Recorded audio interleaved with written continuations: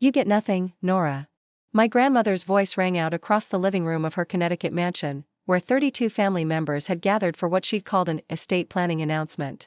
She sat in her wheelchair like a queen on a throne, her lawyer standing beside her with a leather portfolio. What she didn't know was that the medical equipment keeping her alive, the round-the-clock nurses, and the experimental treatments that had given her 3 more years, I'd paid for all of it. The announcement had come 2 weeks ago. Family meeting, Sunday at 2 p.m.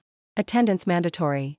My grandmother, Margaret Whitfield, had always been dramatic, but this felt different. Ominous. My mother had called me 3 times asking what I'd done to upset Grandma. Nothing, I'd said honestly. I haven't done anything. But that was the problem, wasn't it? In my family's eyes, I'd done nothing. No corporate job, no prestigious career, no husband, no children. Just my little non-profit work that I never talked about. Now, sitting in Grandma's living room surrounded by cousins in business suits and designer dresses, I understood. This was my public execution. Nora has wasted her life, Grandma continued, gesturing at me with a trembling hand. She's 31 years old with no career, no prospects, no ambition. While her cousins built successful lives, she's been playing at charity work for a decade. My cousin Bradley smirked from across the room. He was a hedge fund manager who'd explained cryptocurrency to me at Christmas like I was 5 years old. Next to him, my cousin Veronica, a corporate attorney, was nodding approvingly. I've watched each of you build something meaningful, Grandma said, looking around the room. Bradley manages billions in investments.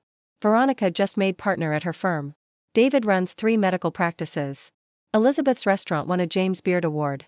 You've all made me proud. She turned back to me. Nora works at some women's shelter, making poverty wages, living in a tiny apartment, driving a 15-year-old car. She's thrown away every advantage this family gave her. The room was silent except for the soft beep of Grandma's heart monitor, the same monitor I.D. had installed last year when her cardiologist said she needed 24-hour observation.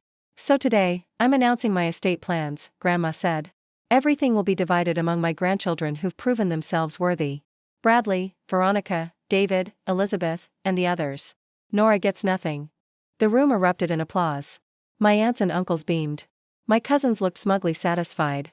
My mother, sitting in the corner, was crying quietly. Grandma, I said softly, standing up. I understand. Do you? Her eyes were cold.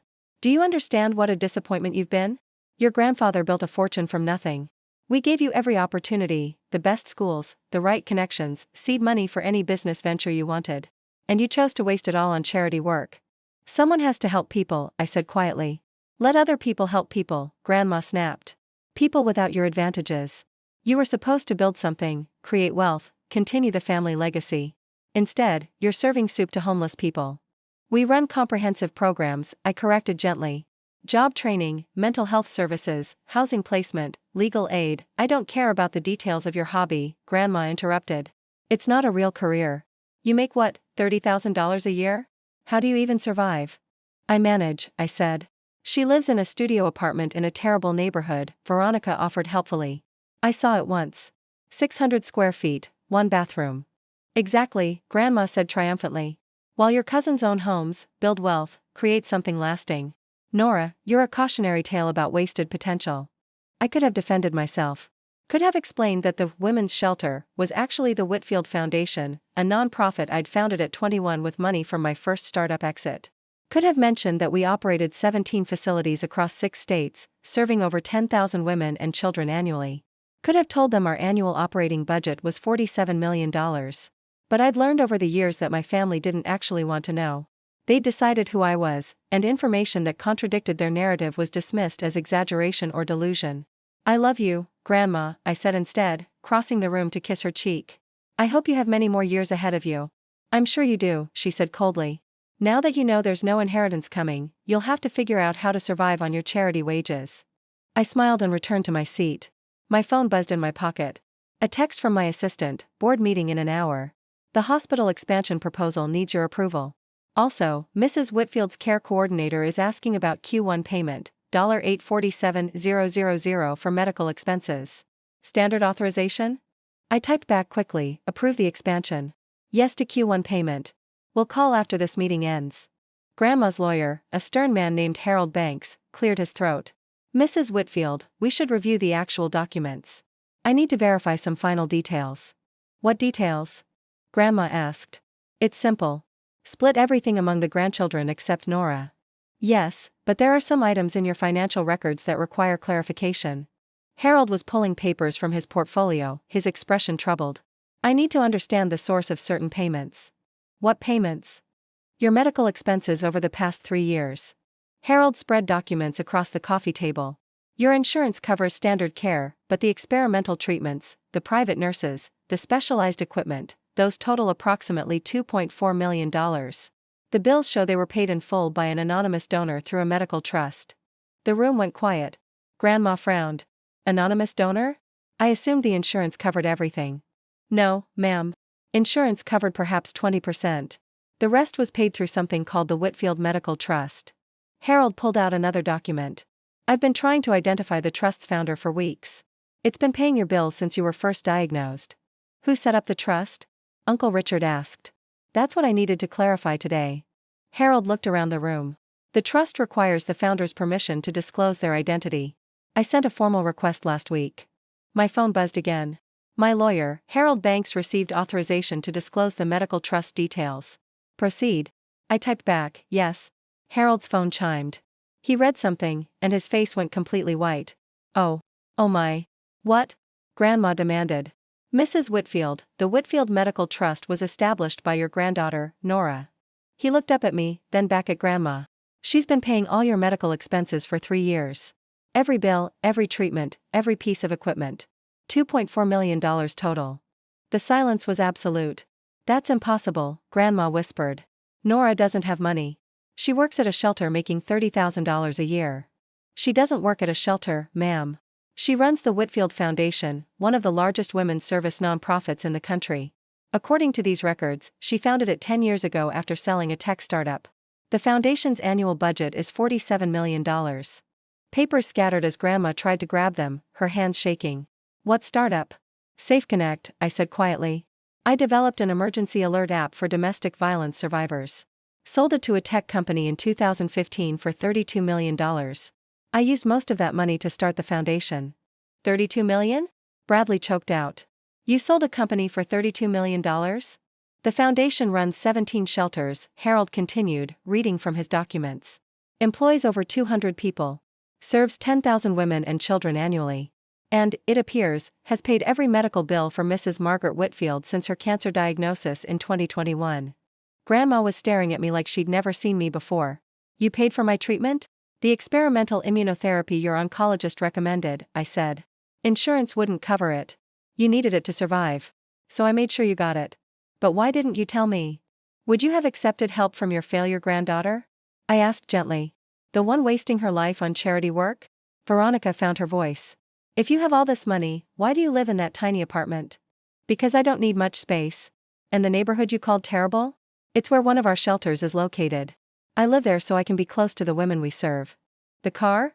Bradley asked weakly. Runs perfectly fine. Why replace it? Uncle Richard was scrolling on his phone. Jesus Christ. There are articles about you. Forbes, Fortune, Nonprofit Quarterly. Nora Whitfield, the silent philanthropist revolutionizing domestic violence services. You won a CNN Heroes Award last year, Aunt Patricia read from her phone, her voice stunned. Why didn't you tell anyone? I did tell people, I said. I've mentioned the foundation at every family gathering for 10 years. But any time I brought it up, someone changed the subject or made a joke about my charity hobby. Eventually, I stopped trying. Harold was still reading through papers. Mrs. Whitfield, there's more. Nora has been paying for other family expenses as well. Your home renovation last year?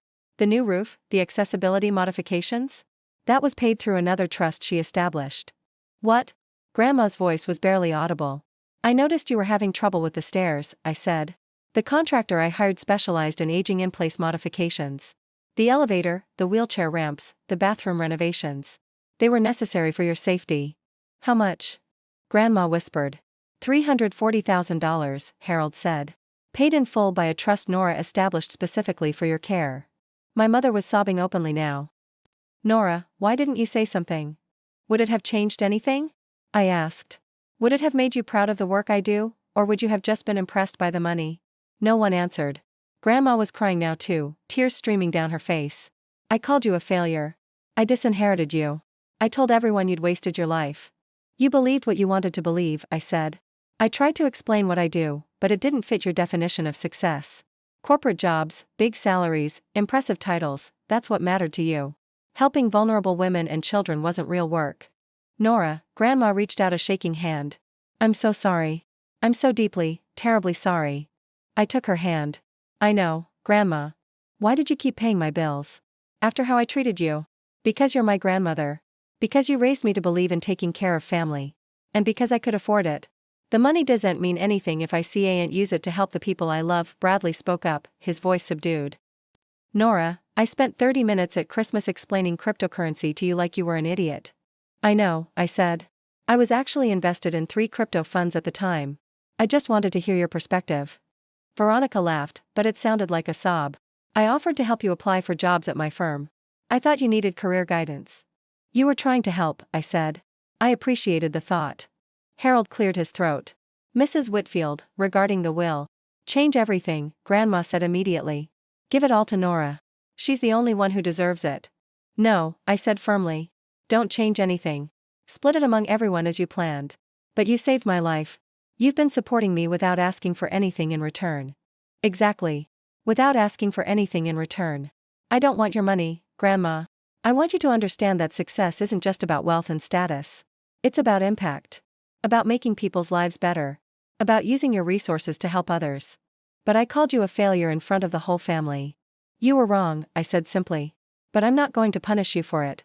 I'm going to do what I've always done, take care of the people I love, whether they appreciate it or not. The room was silent except for the beeping of Grandma's monitor and the sound of my mother crying. Finally, Uncle Richard spoke. Nora, how can we help? The foundation, what do you need? I looked at him in surprise. You want to help? We've been idiots, he said bluntly. Self-absorbed, materialistic idiots who couldn't see past our own narrow definition of success. You've been doing something extraordinary, and we've been mocking you for it. So yes, how can we help? I pulled up the foundation's website on my phone. We always need volunteers. Board members. Donors. People willing to use their professional skills to support our programs. I'll serve on the board, Veronica said immediately. And my firm can provide pro bono legal services. Our hedge fund has a charitable giving program, Bradley added. I'll make sure the foundation is a priority. One by one, my cousins offered their support. Their expertise, their connections, their resources. The same people who'd applauded my disinheritance 30 minutes ago were now falling over themselves to help. Grandma was still holding my hand, tears continuing to fall. How do you not hate us? Because hate takes energy, I said. And I'd rather use my energy to help people who actually need it. Besides, Grandma, you taught me something important today. What's that?